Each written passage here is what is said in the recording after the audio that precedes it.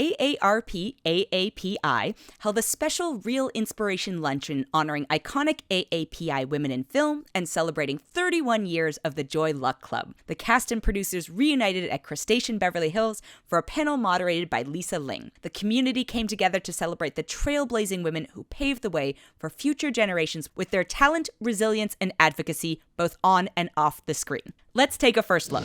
What has been the most positive thing you've experienced as being a part of the Joy Luck Club? The friendships. I think that's going to be the rote answer, and it's not a rote answer because it's an honest answer. It's about the relationships and the friendships that have gone on for over 30 years, not only with the film, but because we've known each other before Joy Luck Club. So it's that special relationship that we got to work on something so incredibly significant and impactful and enduring, timeless, and provocative, because the stories keep on changing. The generations that are coming up to see it now have a very different perspective about it, and so it's up to them to take it in, to digest it, and create something of a whole new set of stories that are going to be just as impactful. Oh, I was very happy to have the opportunity of working in this picture because it gives me friendship and also opportunity to perform. So it's a very wonderful picture and opportunity for my career.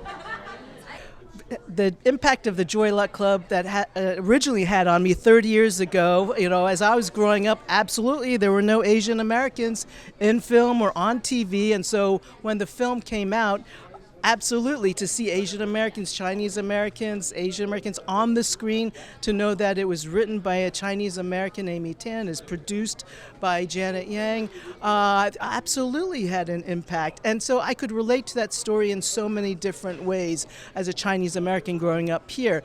But then also, once again, I just rewatched it for about the 10th time 2 nights ago with my 98-year-old father and 90-year-old mother.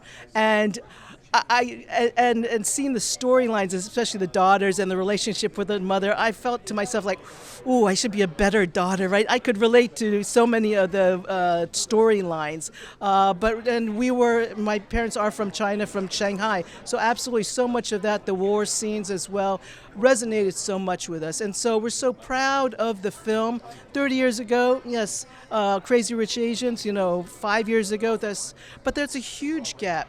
But there are tremendous, hopefully, barriers that are being shattered right now. It's, I think, good news that we get to actually talk about it in society and make it more of a movement. But it didn't exist at the time. There was no sense, we should market to the Asian community, or that's why having these organizations amongst us is so fantastic now, is that we can be a chorus. What do you admire most about your character? Oh, I've been portrayed more than 100 characters. In Joy Luck Club. In the Joy Luck Club? Yes. I love Amy Tan's book, The Joy Luck Club. I read it long before I was in the movie.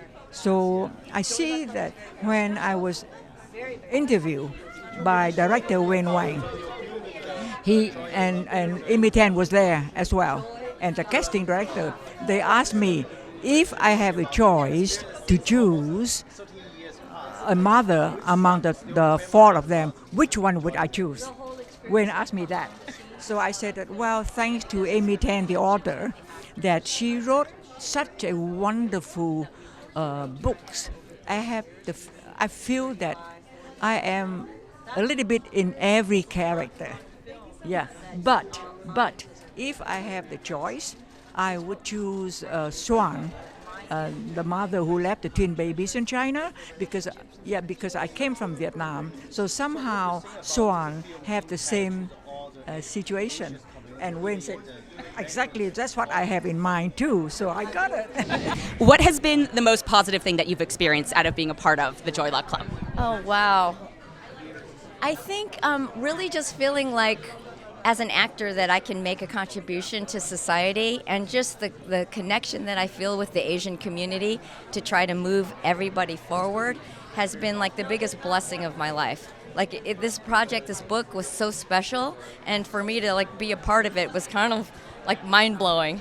And then I'd also say that like when the movie first came out, when people, young Asian women would come up to me and tell me that that's like the first time they'd ever seen themselves on screen, that meant the world to me. And I never get tired of that. And it still happens occasionally, but you know, it happened a lot back then.